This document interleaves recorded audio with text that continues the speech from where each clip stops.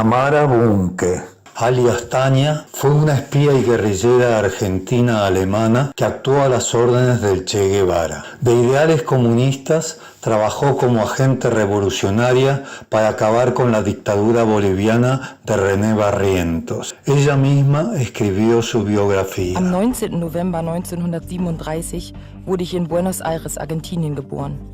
Meine Eltern sind Erich und Nadja Bunke.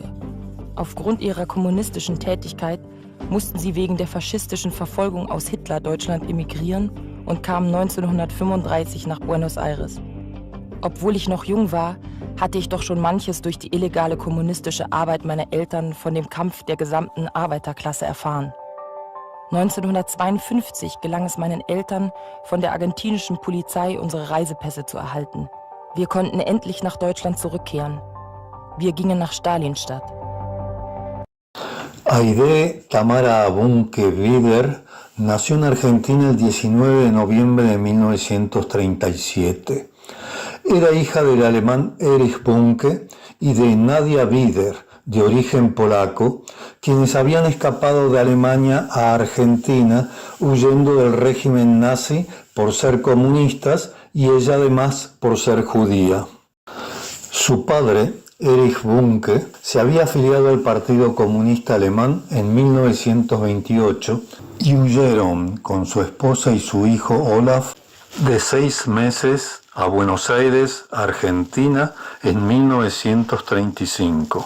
Se instalaron en Buenos Aires en el barrio de Once, viviendo primero en un edificio de la esquina de Corrientes y Pasteur y luego en Sarmiento 2106. Trabajaron como profesores de idiomas y continuaron su militancia clandestina en el Partido Comunista Argentino. Aquí en Buenos Aires nació Aide Tamara, a quien su familia llamaba solamente Tamara, o simplemente Ita, diminutivo de Tamarita. Su casa era centro de reunión habitual de intelectuales de izquierda, de ayuda a refugiados, almacén de publicaciones clandestinas y, esporádicamente, incluso de armas. Todo ello contribuyó a forjar la personalidad de Tamara y de su hermano Olaf. Tamara realizó sus estudios primarios en la escuela Cangallo o Cangallo Schule, aún existente, donde su padre era maestro, revelando gran interés por la música y la danza folclórica. Aprendió a tocar el piano, la guitarra y sobre todo el acordeón, acompañándose con ellos para cantar. Le gustaba folclore argentino, especialmente las zambas. Al finalizar sus estudios primarios en 1951, empezó a estudiar en la Escuela Normal 9 y se vinculó con la Federación Juvenil Comunista, donde fue colaboradora de la revista Juventud. También concurría habitualmente al Club Forberts en Quilmes, donde se destacó como deportista, ganando varios premios en diferentes disciplinas. Ya finalizada la Segunda Guerra Mundial, en 1952 sus padres decidieron volver a su país y emigraron con Tamara, que ya tenía 13 años, a la República Democrática Alemana o Alemania Oriental, organizada como una república comunista, aunque Tamara no deseaba emigrar. 1952 war es endlich soweit, dass wir in die DDR zurückkehren konnten. Wir wollten dort helfen am Aufbau des Sozialismus und unser Ita wollte zuerst gar nicht mitkommen. Sie fühlte sich so verbunden mit Argentinien und wir mussten ihr versprechen, sobald sie volljährig ist, sie dann für sich entscheiden kann, ob sie nun endgültig in der DDR bleibt oder nach Argentinien zurückkehrt. Se instalaron en la ciudad de Stalinstadt, actual Eisenhüttenstadt, en la frontera con Polonia. Al año siguiente se afilió a la Juventud Libre Alemana y a los 18 al Partido Socialista Unificado Alemán. En Berlín Oriental estudió en la Facultad de Letras de la Universidad Humboldt. habiendo sido también instructora de tiro deportivo, ganando varias medallas. Antes de cumplir 20 años, hablaba 5 idiomas: francés, inglés, alemán, ruso y español. Mostrando un fuerte compromiso con los ideales comunistas, a los 18 años, Tamara ingresó al Partido Socialista Unificado de Alemania con la idea de regresar a la Argentina para luchar por la revolución comunista en su país natal, porque Tamara no olvidó ni Argentina ni Latinoamérica. En 1956 le escribe a un amigo y le pregunta: ¿pueden escribirme sobre el trabajo del partido y en especial de la juventud allá en Argentina? Y en 1957 señala por carta: me vuelvo a más tardar a comienzos del 59. El 31 de diciembre de 1958 le escribió a un amigo: querido Peter, estoy escuchando a Carlos Gardel que canta alguno de nuestros tangos preferidos. Puedes imaginarte la nostalgia que siento por Argentina. Con su acordeón canta milongas y tangos y mantiene un contacto muy frecuente con latinoamericanos. El triunfo de la Revolución Cubana en enero de 1959 la llenó de alegría, como narró en una carta a un amigo. En 1959 se trasladó a Viena para participar en el 7º Festival Mundial de la Juventud y los Estudiantes como parte de la delegación argentina. En diciembre de 1960 había concluido los trámites necesarios para volver a la Argentina, pero cuando estaba a punto de partir, conoció en Alemania a la bailarina cubana Alicia Alonso y al Che Guevara, argentino como ella y héroe de la Revolución Cubana realizada el año anterior. Con 22 años y junto a su madre, trabajó como traductora y fue asignada a la delegación comercial de la visita de Ernesto Che Guevara a la República Democrática Alemana en 1960, donde él acudió como presidente del Banco Nacional de Cuba en busca de apoyos internacionales. Tamara Bunke y el Che tenían en común sus ideales y vivir lejos de su patria natal, Argentina, lo que tejió un fuerte vínculo entre ellos. Alicia Alonso, directora del Ballet Nacional de Cuba, formaba parte también de la expedición cubana e invitó a Tamara a pasar una temporada en la isla. Ella llegó a Cuba el 12 de mayo de 1961. Allí trabajó como traductora en el Ministerio de Educación, como voluntaria en el campo y se matriculó en periodismo en la Universidad de La Habana. Como hablaba francés, inglés, alemán, español y un poco de italiano, trabaja en el Ministerio de Educación, en el Instituto Cubano de Amistad con los Pueblos y en la Dirección Nacional de la Federación de Mujeres Cubanas. En La Habana se reencontró con el Che. Se hizo miliciana de los comités de defensa de la revolución y también colaboró en el trabajo voluntario por la Revolución Cubana, vestida con ropa de campaña y llenando sus manos de callos en las faenas agrícolas. Tamara se vincula con la comunidad argentina que se había trasladado a Cuba y actúa bailando y cantando danzas folclóricas argentinas en ocasión de la celebración del aniversario de la Revolución de Mayo de 1810, ocasión en la que el propio Che Guevara dirigió unas palabras a los presentes para convocarlos a sumarse a su proyecto de extender a otras partes de América Latina la revolución.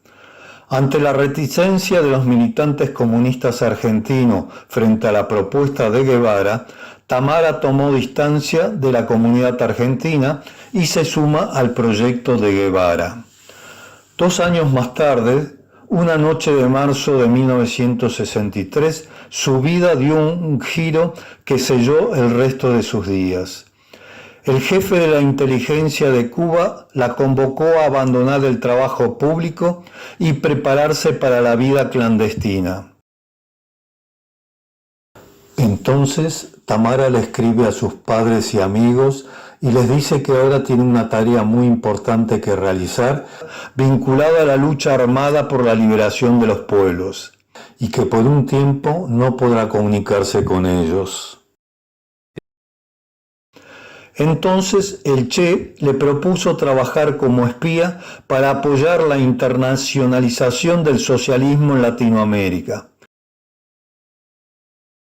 Y Tamara ingresa a lo que se denominó Operación Fantasma, toda un área de la inteligencia cubana dedicada a promover movimientos insurreccionales en la América del Sur, Argentina, Colombia, Perú, Uruguay y Venezuela, que debía pasar completamente desapercibido para las demás áreas de la inteligencia cubana, así como sus aliados del bloque soviético y especialmente de la CIA.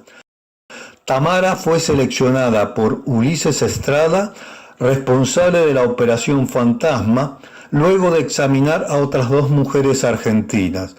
En 1963 comenzó un adiestramiento intensivo en la ciudad de Cienfuegos, donde adopta su célebre nombre de guerra Tania. Eligió Tania como nombre de guerra en homenaje a Zoya Kosmodemlyanskaya, partisana soviética que durante la Segunda Guerra Mundial también llevó el nombre de Tania cuando se encontraba en la clandestinidad. Entonces Tamara, o Tania a partir de entonces, recibió instrucción militar por la mañana y por la tarde recibía entrenamiento como espía por parte de Ulises Estrada.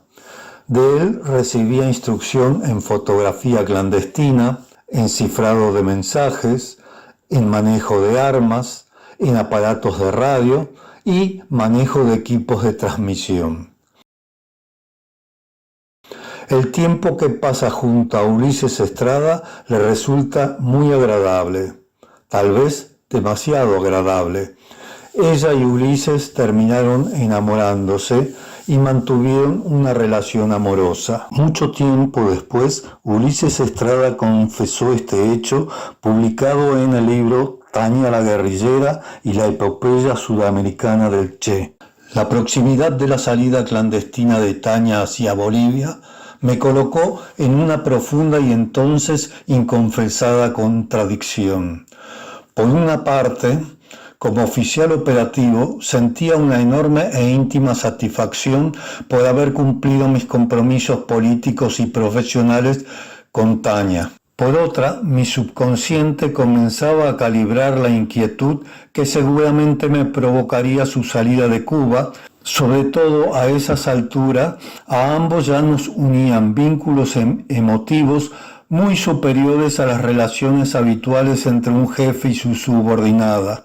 De hecho, nuestra relación, luego de penetrar en las profundidades de una amistad sincera, paso a paso y sin que nos diéramos cuenta, fue adentrándose en los sentimientos más caros y sinceros que pueden existir entre una mujer y un hombre.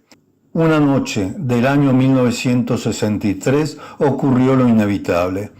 Estando en Playa Baracoa, sentados en la arena, mirándonos fijamente a los ojos, ambos nos confesamos y luego nos entregamos nuestro amor.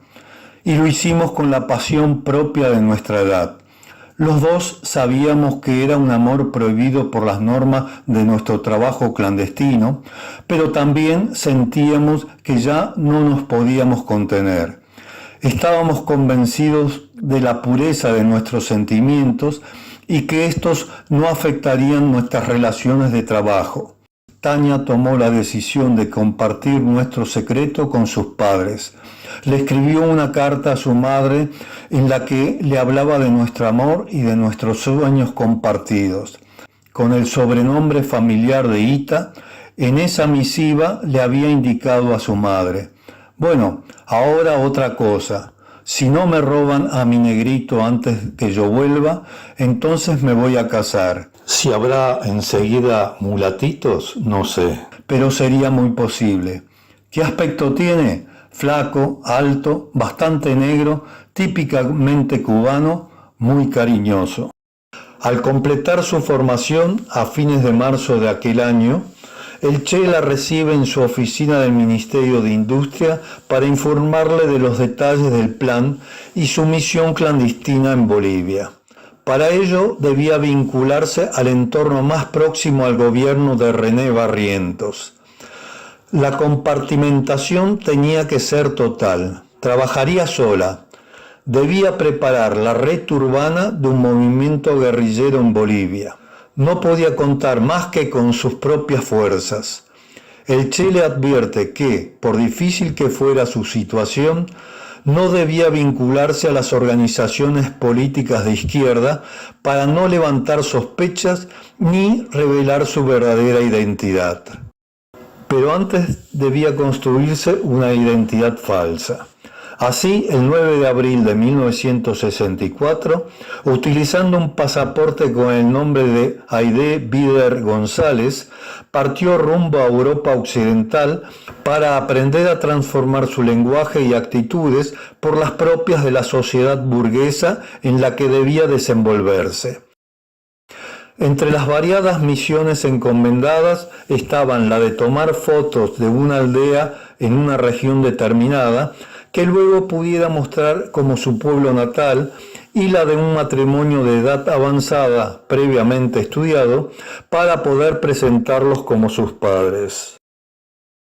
Viajó con documentos falsos y bajo otras dos personalidades distintas, Vittoria Panzini y Marta Iriarte.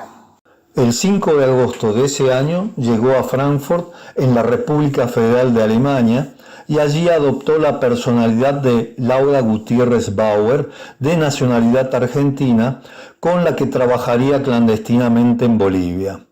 En los primeros días de octubre de 1964, con el pelo teñido de castaño para ocultar su cabello rubio, gafas oscuras y pasaporte falso, viajó a Bolivia.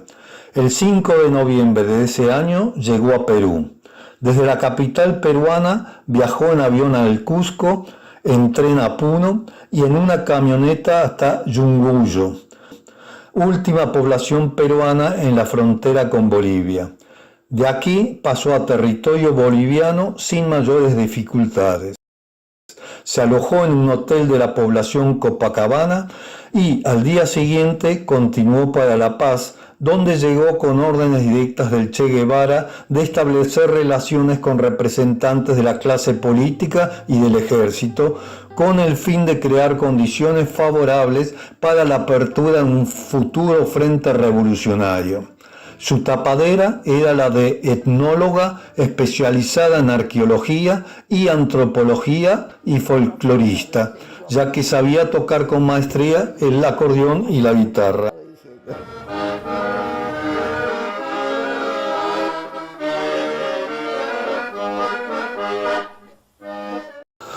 Sus cualidades como agente encubierto, su inteligencia, carisma, dominio de 5 idiomas, sus cualidades artísticas y deportivas, además de su atractivo personal, habilidad de camuflaje y capacidad de interpretar sus libretos, hicieron que Tania penetrara en los círculos políticos y militares de Bolivia sin dificultades.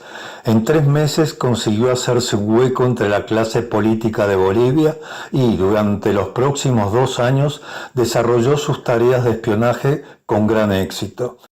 En la capital boliviana se vinculó con los pintores Juan Ortega Leitón y Moisés Chile Barrientos, este último pariente del presidente boliviano. Ambos le presentaron a otros artistas e intelectuales. Estableció estrechas relaciones con González López Muñoz, jefe de la Dirección Nacional de Informaciones de la Presidencia de la República, amigo personal de la más absoluta confianza del presidente. López Muñoz pertenecía al reducido grupo de funcionarios que tenían acceso a todas las dependencias del palacio, incluidas las habitaciones privadas del mandatario boliviano. Se relacionó con la Secretaría de Planificación del gobierno boliviano, con altos dirigentes del gobierno, con partidos políticos reaccionarios, altos jefes militares y muchas otras personas influyentes, como el periodista Mario Quiroga, de tendencia falangista, que estuvo adscripto al Departamento de Folclore del Ministerio de Educación. Estudió el arte folclórico con rigor científico. Montó la primera exposición de trajes típicos de Bolivia. Recorrió el antiplano boliviano con el propósito de reunir canciones autóctonas. Trabajó en el comité de investigación, integrado por un numeroso grupo de especialistas.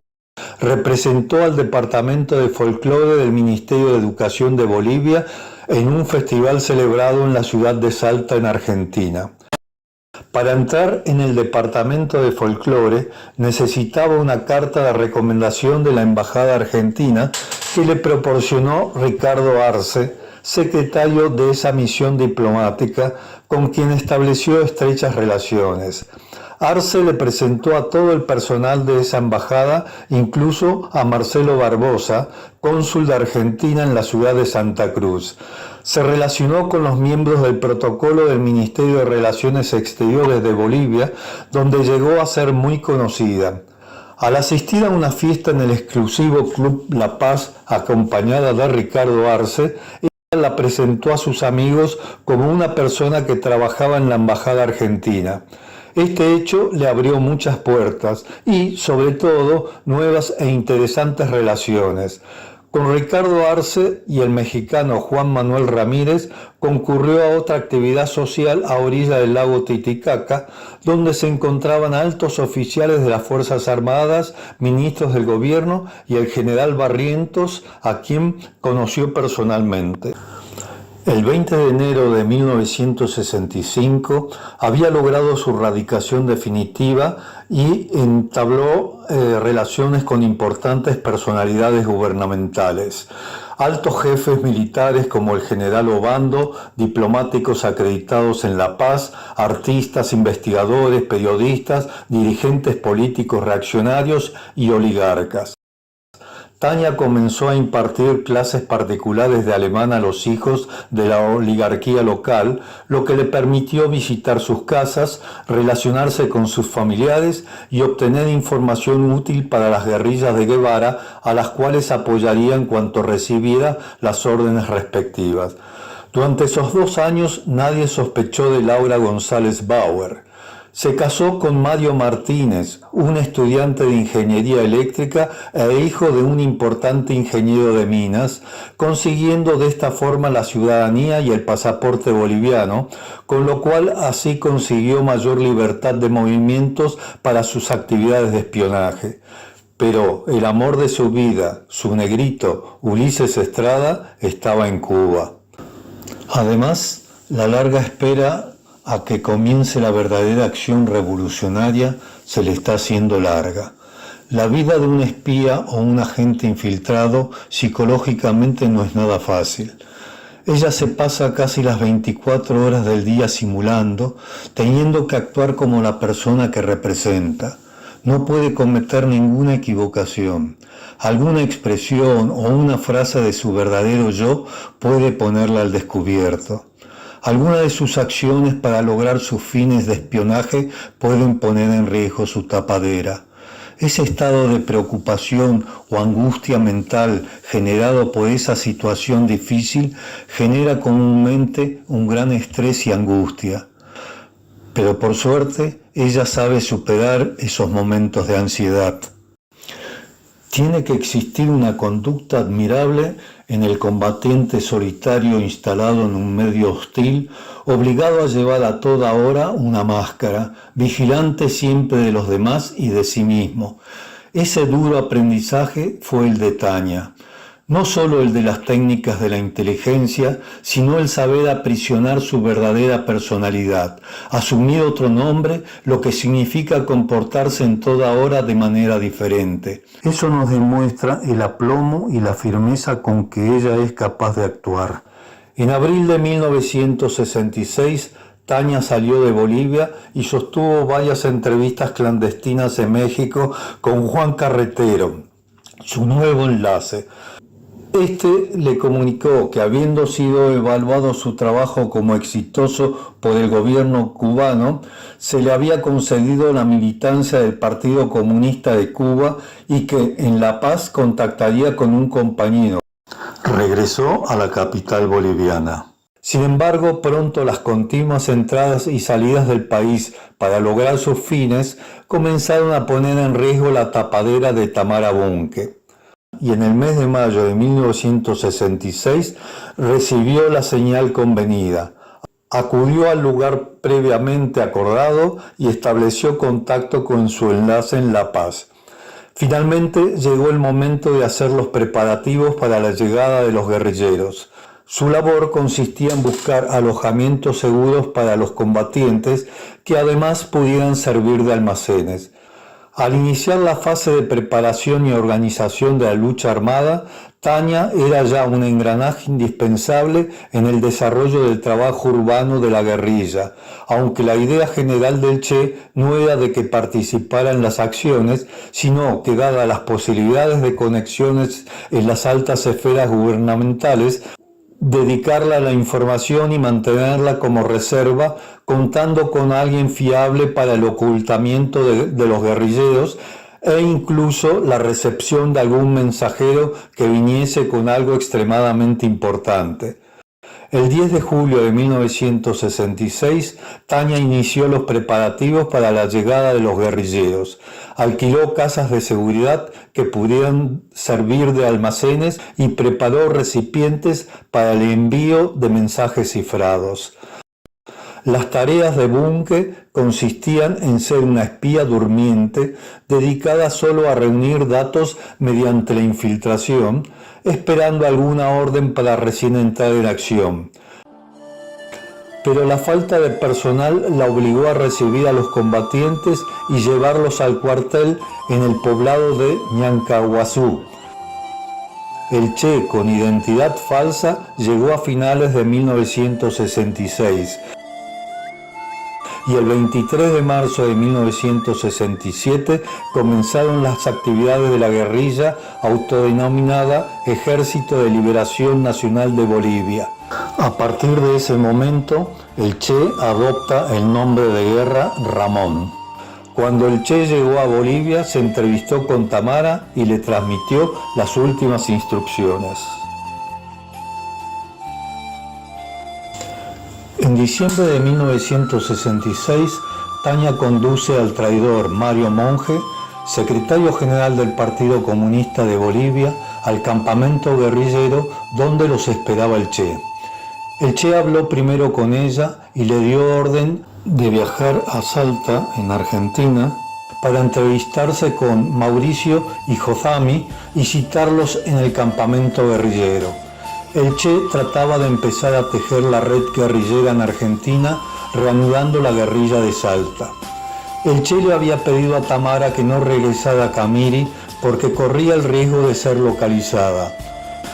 Sin embargo, en marzo, una vez sorteado todos los obstáculos y cumplida su misión en Argentina, Tania regresa conduciendo en su todoterreno al francés Régis Debray y al argentino Ciro Bustos, superviviente de la guerrilla en Salta. Según relató en sus memorias Ciro Bustos, hicieron noche en Sucre, donde se alojaron en un hotel. Esa sería la última noche en que Tamara durmiera sobre una cama.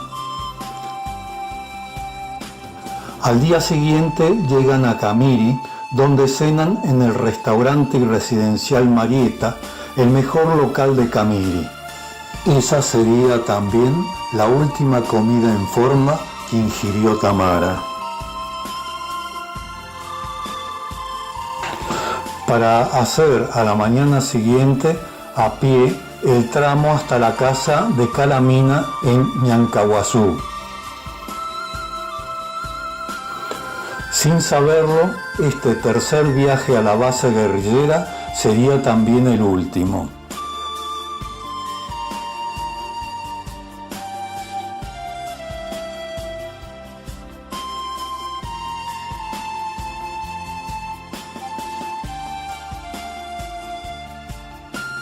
Cuando llegan al campamento, Ramón, el Che, no estaba. ¿Desde cuándo no tienen contacto con Ramón? Muchacha, desde hace más de una semana.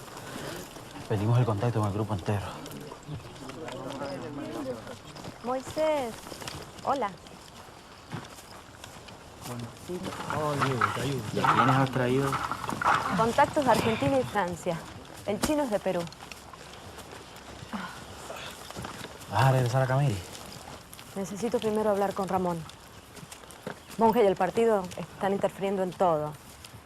Incluso convencieron a los últimos pocos bolivianos que se entrenaron en Cuba de que no vinieran a unirse con nosotros. Mientras lo esperan, desertan Vicente Rocabado Terrazas y Pastor Barrera Quintana. Estos llegaron a Lagunilla, donde vendieron un fusil y posteriormente fueron detenidos por el ejército. Por la delación de los desertores y las noticias del paso de gente extraña, el ejército comenzó a tener certeza de la presencia de grupos armados por la zona. Los desertores también informan de la presencia de Tania en el campamento guerrillero y de que ésta había viajado en un todoterreno hasta Camiri.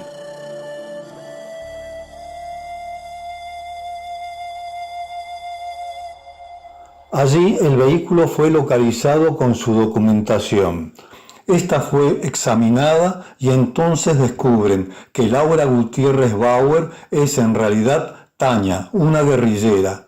Ya no podría continuar como espía en La Paz. Al llegar el Che al campamento central, además de los nuevos reclutas traídos por Moisés Guevara, se encuentra con Tania, quien había traído a Regis Debray, intelectual francés y contacto de Fidel Castro con la guerrilla, y al pintor argentino Ciro Bustos, quien probablemente sería el contacto con la guerrilla en Argentina. Una patrulla del ejército se encuentra con el Loro Vázquez, que se había separado del grupo central y vagaba perdido, quien dispara hiriendo a un soldado y se esconde en la espesura de la selva. Este sería el primer enfrentamiento armado de la guerrilla. Tras ese primer choque armado y la movilización del ejército por la zona, se hace imposible el retorno de Tania, de Debray y de Bustos a la ciudad, por lo que el Che decide que permanezcan con la guerrilla hasta que haya una posibilidad de acercarlos a un punto cercano, desde donde puedan salir a los centros urbanos sin ser detenidos. Aunque en un principio el Che Guevara la prefería continuando en sus labores para el espionaje cubano, Tamara insistió en integrarse como combatiente, aprovechando que había recibido entrenamiento en el manejo de armas tanto en Alemania Oriental como en Cuba. El 3 de abril, la columna, integrada por 46 hombres y por Tania, la única mujer, se dirige al este, a la quebrada de Piraboy, con la intención de pasar a Piridenda y luego a Gutiérrez a buscar medicinas y alimentos y dejar a Regis Debray y a Ciro Bustos para que se mantengan como contactos externos a la guerrilla. Por fin, el Che decide que Tania se quede con ellos en la selva, debido a que ya se han enterado que por la delación de los desertores y el hallazgo de su todoterreno en Camiri, ya la tenían plenamente identificada y ya no podría seguir actuando en la estructura de apoyo en la ciudad. A partir de entonces se incorpora a la lucha armada. Entregan un uniforme de campaña y un fusil Garand M1. En un terreno tan abrupto, la adaptación de Tania al medio geográfico fue asombrosamente rápida. Había momentos en que había que descolgarse por sogas, gatear, prácticamente arañando sobre las rocas. Después de que el grupo cruzara la quebrada de Piraboy, llegan a una casa donde encargan que se cocinen unos cerdos, mientras se toma una segunda casa un poco más adelante. El 16 de abril, el Che decide que la columna se desplace al sur hacia Muyupampa para operar por la zona y dejar a Ciro Bustos y a Debrey cerca del camino a Sucre para que puedan volver a la ciudad donde considera que podrían ser más útiles. Cruzan el río Iquirá, pasan por Yaqui y llegan al caserío de Bellavista acampando a un lado del río. Entonces el Che ordena separar sus efectivos en dos columnas y destina a Tania a la columna de la retaguardia. Y el 17 de abril se decide que esta columna, al mando de Juan Vitalio Acuña Núñez, alias Joaquín, se quede en Bellavista con 17 combatientes, entre los que ahora se encuentra Tania, junto a los enfermos y los 4 bolivianos que fueron licenciados de la guerrilla. Entonces la vanguardia y el centro se dirigen hacia Muyupampa. Entretanto, Joaquín y la columna de la retaguardia debían permanecer por la zona y esperar 3 o 4 días hasta el reencuentro. Esta separación del grupo será definitiva. Durante el resto del actuar de la guerrilla nunca más se encontrarán. Durante los siguientes 4 meses ambas tratarán de establecer contacto infructuosamente. Probablemente la separación debilitó al grupo guerrillero y fue la causa para la derrota, meses después, de la guerrilla del Che Guevara. Mientras el Che deambulaba por el Río Grande, el grupo de la retaguardia que lidera Joaquín, que se había quedado en Bellavista, esperó durante 3 semanas el contacto con la vanguardia conducida por el Che. La columna de la retaguardia contaba con 17 integrantes, además de con Tania. Estaban además 2 guerrilleros enfermos y los 4 ex-integrantes de la guerrilla que habían sido expulsados, pero por seguridad se los había retenido y a los que se denominaba la resaca. El 24 de mayo, un combatiente boliviano intenta desertar cerca de Iti, pero es capturado por los militares y es fusilado. Al mando de Joaquín, la retaguardia guerrillera se desplaza hacia el sur ante el hostigamiento de las tropas que llegan por la zona de Bellavista y Picucha. Por este motivo, el grupo tenía dificultades para desplazarse.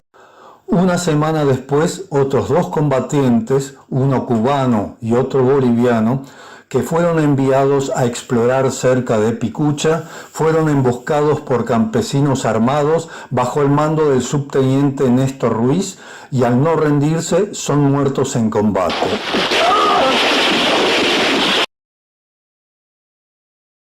Entonces, la columna debe moverse a marcha forzada por un terreno muy difícil y escabroso. Tania seguía el ritmo del resto de la columna a pesar de las terribles llagas que tenía en los pies.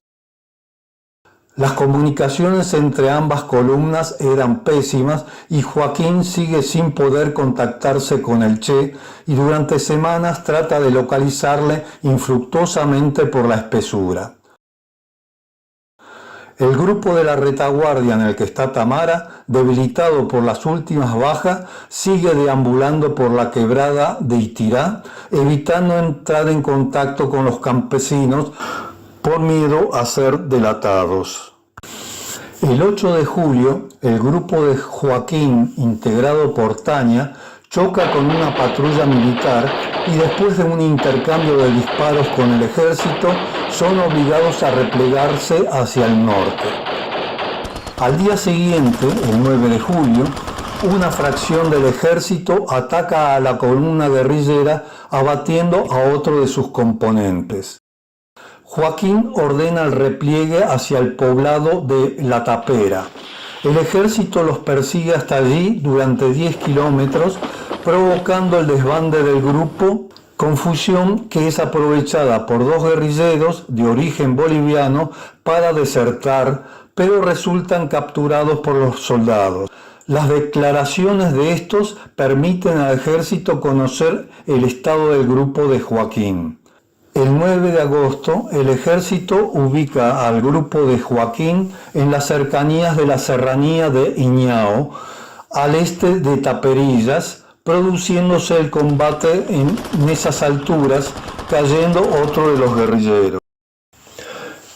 Algunos periodistas y autores de la derecha, como un tal Günther Mandel, tránsfuga del servicio de espionaje de Alemania Oriental, intentaron desacreditar la figura de Tamara, diciendo que ella estaba relegada a tareas propias de su género, como podría ser el de cuidar a los enfermos o atender la radio, menospreciando así su temperamento tenaz y su disposición a cumplir sin limitaciones sus compromisos con la lucha armada. Llegan incluso a decir que ella sufría de un cáncer de útero, algo imposible de diagnosticar sin un exhaustivo análisis clínico, imposible de realizar en la selva. Además, el cuerpo de Tamara no fue sometido a ninguna autopsia y ningún sobreviviente dio testimonio en este sentido. Parece cierto que Tania estuvo unos días enferma. Así, el 16 de abril, el Che escribe en su diario que Tania estaba enferma, con 39 grados de fiebre. Además de ella, también se hallan enfermos Alejandro y Moisés Guevara. Como vemos, también hay otros enfermos esos días y seguramente hubo también otros combatientes que enfermaron debido a las condiciones de vida en la selva. Sin lugar a dudas, Tamara, o Tania, que ya había demostrado tener más coraje que muchos otros y que cargaba con un fusil, participó activamente en los combates, sobre todo teniendo en cuenta que ella había recibido entrenamiento en el manejo de armas tanto en Alemania Oriental, donde llegó a ser instructora de tiro, como en Cuba, donde ella recibió instrucción de combate, una formación muy superior a la de muchos de sus compañeros. Y por lo que pude hablar con Paquito, pude hablar con alguna gente, que la actitud de Tania fue una actitud muy valerosa, una actitud de resistencia a todas las dificultades que presenta la guerra de guerrilla, asediado completamente por el ejército. Reducido a 9 hombres y Tania, la única mujer, el grupo de Joaquín decide marchar siguiendo el río Frías hacia el norte, donde por noticias de radio creen que se encuentra el grupo del Che. En realidad, muy pocos kilómetros separan ambas columnas y, con un día de diferencia, ambas se dirigen hacia el Río Grande. El grupo de Joaquín, en el que se encuentra Tania, acampa a unos 500 metros de la casa de Honorato Rojas, cerca de un arroyo. El 30 de agosto de 1967, el grupo de Tamara llegó a la aldea donde vive el tal Honorato Rojas y le solicitan ayuda para cruzar el Río Grande por el vado del Yeso. Honorato Rojas envía a su hijo a denunciar la presencia de los guerrilleros al puesto militar en Laja, a 30 kilómetros al norte, donde se encuentra asentado el ejército al mando del capitán Mario Vargas Salinas. A marcha esforzada, los militares recorren el camino y hacen un pacto con Honorato Rojas para que conduzca a los guerrilleros a una emboscada. El 31 de agosto, 41 militares se ubican a ambos lados del río. A las 6 de la tarde aparece Honorato Rojas conduciendo a los guerrilleros, entre los cuales se encuentra Tania, hacia el vado que les permitiría cruzar hasta el otro lado del río. Una vez iniciado el cruce, el guía desaparece. El 31 de agosto, el grupo de Joaquín, integrado por Tamara, comienza a cruzar el río por donde el campesino les indica y fueron emboscados por la patrulla militar que acechaba en la maleza a los lados del río. Cuando los combatientes cruzaban el río en fila india, comenzaron los disparos. Tania, pese a su posición de desventaja, disparó contra los atacantes hasta que la corriente del río la arrastró ya sin vida. Braulio todavía tiene tiempo de disparar su arma, matando a un soldado antes de caer acribillado. Las caudalosas aguas abrazaron el cuerpo de Tania, cuando un disparo cerca de su corazón la dejó sin aliento. Tamara Bunke murió con el fusil en la mano el 31 de agosto de 1967 y fue arrastrada por el agua. Le faltaban menos de 2 meses para cumplir 30 años de edad. El capitán Mario Salinas relató así la escena. Reaccioné y disparé sin apuntar. Ese fue el inicio de la emboscada, que no duró más de 3 o 4 minutos. El río se llenó de cabecitas y mochilas que la correntada llevaba río abajo. No había previsto eso, así que había peligro de no poder recuperar los cadáveres para mostrarlos y así convencer a mis colegas y al periodismo de que lo de la emboscada había sido real. Di orden que todos mis hombres salieran a la caza y a la pesca y recuperamos 7 cuerpos. Luego de la emboscada en el Río Grande, la suerte del grupo de la retaguardia de la guerrilla había sido sellada. El Che se enterará por radio de la noticia y de la desaparición de la columna comandada por Joaquín, aunque no le da crédito hasta unos días después, cuando los datos brindados por los noticieros demuestran ser irrebatibles. Los cadáveres de los caídos en la emboscada de Río Grande son identificados por Paco, el único sobreviviente, y luego fueron transportados en mulas hasta Masicurí y desde allí en camiones hasta Valle Grande. Parece que Tania, aún después de muerta, pudo burlar a las fuerzas gubernamentales y supo evitar a los que salieron a pescar los cuerpos de los emboscados, intentando buscar el amparo de las mujeres de Valle Grande y evitar así la profanación de su cadáver. El cadáver de Tania fue encontrado en estado de descomposición 7 días después, aguas abajo. Así recuerda su madre este fatal episodio. In Kämpfen hat man einen Frauenleichnam gefunden, man hat auch hier einen Rucksack gefunden, das war also wirklich ein festes Beweismaterial, dass das hier sein muss. Und trotzdem hat man doch keine 100%ige Sicherheit, da denkt man sich manchmal, vielleicht war das ein anderer Frauenleichnam und vielleicht ist sie weißig von irgendwelchen Indianern aufgenommen worden. Naja, man spinnt manchmal solche Träume. Und dann stelle ich mir so diese Frische, die Tamara immer hatte, und dann sage ich, es klingelt und die Tür geht auf und sagt, Mama, da bin ich. Nosotros sí queremos decir que Tania para la guerrilla fue el alma. Fue una compañera de un valor extraordinario y que realmente la pérdida de ella para todos fue muy sensible. La casa de los guerrilleros cubanos siguió implacable. En la quebrada del Churo tuvo lugar un enfrentamiento armado durante el cual Ernesto Che Guevara fue herido de bala en su pierna izquierda. Capturado, fue trasladado al poblado de La Higuera y recluido en una escuela, para ser asesinado el 9 de octubre de 1967. En cuanto al cuerpo de Tania la guerrillera, un grupo de mujeres de Valle Grande, el poblado más cercano al lugar donde se encontró el cadáver, lograron que no fuese echado en una fosa común. Entre todas le consiguieron un ataúd y bordaron una sábana a modo de sudario. Todas las mujeres especialmente pues, teníamos pena, todas tenían pena. Hubo una colecta para comprarle un ataúd porque no era posible, decían que la entierren así como estaba, no toda hinchada, dice que ella era. Y de todas maneras el respeto a una mujer, ¿no?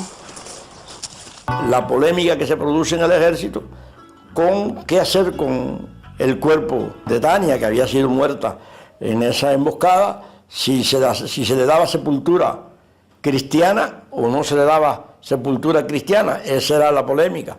Había un bando que decía que no, que dejara que se la comieran las aves de rapiña, y había un bando que decía que no, que era una mujer valiente, que había sido un digno enemigo y que por lo tanto había que darle sepultura. Esto determinó que Barrientos definiera la forma de darle sepultura y le dieron sepultura cristiana. Un grupo de madres de mujeres acá en Valle Grande solicitaron para que puedan darle una cristiana sepultura a Tania. Entonces mi tío fue el que donó el féretro para poderla enterrar. Sí, la enterraron en el cementerio, pero a los 2 días se dice que la sacaron y fueron y la botaron en Rotary Club. El cuerpo de Tania, cuyo cadáver fue encontrado 7 días después aguas abajo, fue enterrado con honores militares en Valle Grande, acto en el que participó el presidente René Barrientos. Días después, el cadáver de Tania fue desenterrado y colocado en una fosa común en un terreno bajo administración militar en Valle Grande.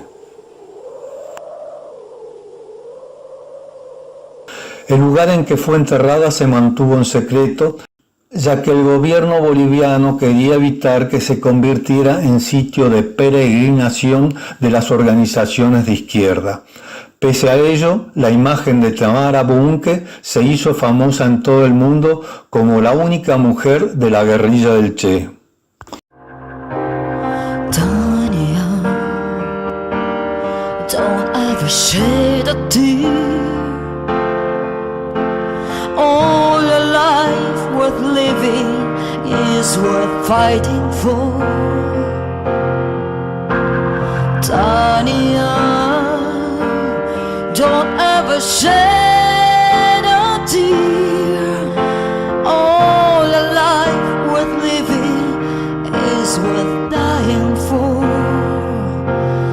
Dying for.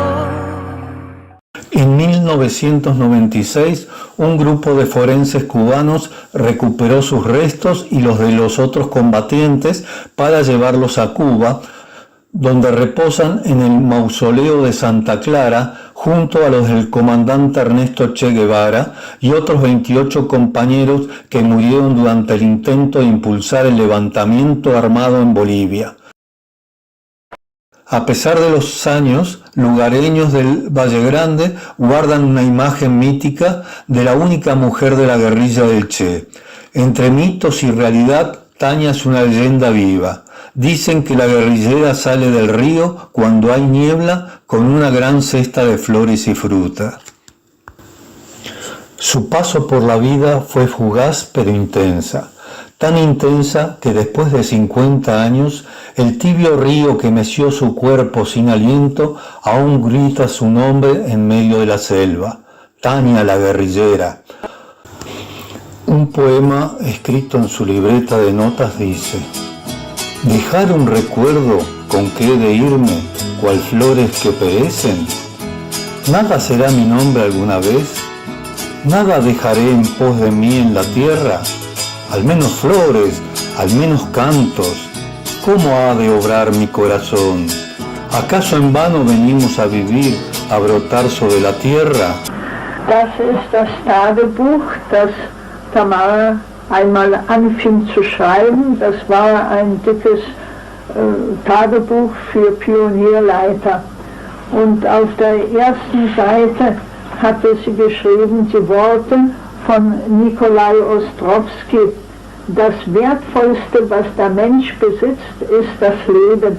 Es wird ihm nur einmal gegeben und benutzen soll er es so, dass ihm zwecklos verlegte Jahre nicht bedrücken, dass ihm die Schande einer niederträchtigen und kleinlichen Vergangenheit nicht brennt und dass er sterbend sagen kann: Mein ganzes Leben, meine ganze Kraft habe ich dem Herrlichsten in der Welt, dem Kampf um die Befreiung der Menschheit gewidmet. Tania era una joven alegre, sentimental y romántica.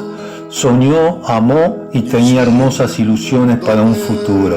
Sin embargo, en ella primaron sus altas metas, el cumplimiento del compromiso contraído y del deber revolucionario.